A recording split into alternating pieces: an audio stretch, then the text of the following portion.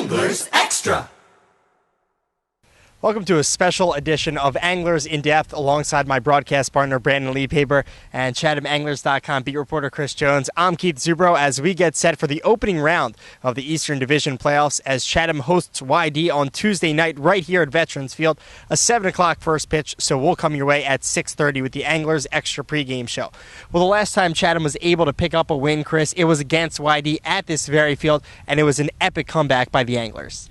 Oh yeah, it was probably one of the most epic comebacks I've ever seen, one of the best games I've ever seen. We were down 5-1, nobody on, down to our last strike. We got 4 runs in the ninth to tie it and then won it on probably the most improbable play, a Jimmy Pickens bases loaded bunt.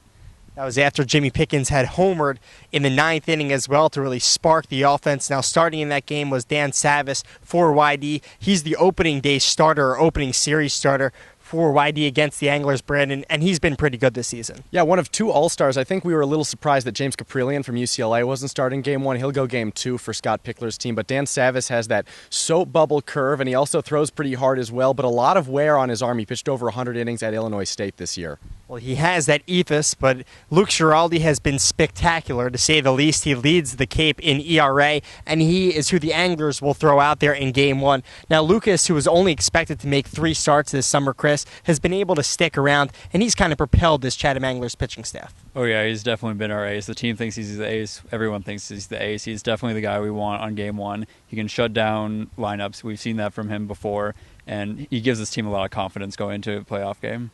Well, the Anglers are fortunate enough this summer to have 2 stoppers, not only Giraldi, but Tommy Lawrence.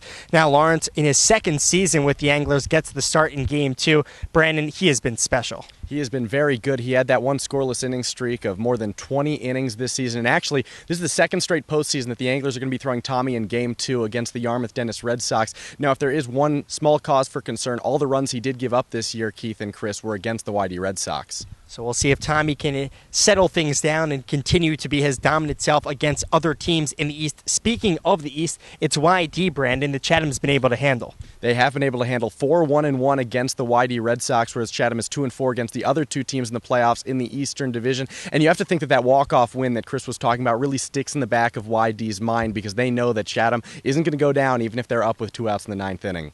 Well, it's a best-of-3 series that gets started just tomorrow, and we're very excited for it. Chris, what do you think the key to this series is for the Anglers? It's got to be situational hitting. Manager John Schiffner has always talked about situational hitting. It's been one of the keys to the season. We've been so good at it, but recently, 5-game losing streak, we've stranded guys on base. We haven't had that timely hitting, and I think that's been a cause of concern for the late season. But I think if we get that timely hitting, we're going to be a tough team to beat.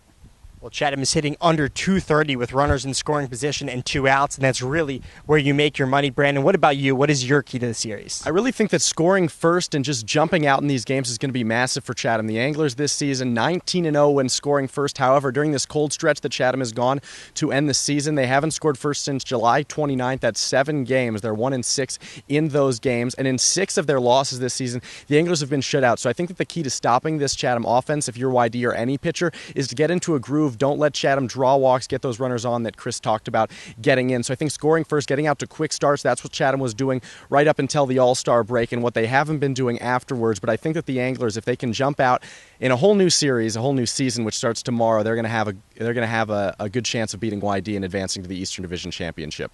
Well, it is the first to 6 games to win the Cape League Championship. Chatham has not done it since 1998, looking for the first playoff win since 2005. It will be the Anglers and Red Sox right here at Veterans Field at 7 o'clock on Tuesday night. Tune into the Anglers Extra pregame show at 6:30. For my broadcast partner, Brandon Liebhaber, and Chris Jones, the beat reporter for ChathamAnglers.com, I'm Keith Zubrow. Thanks for watching.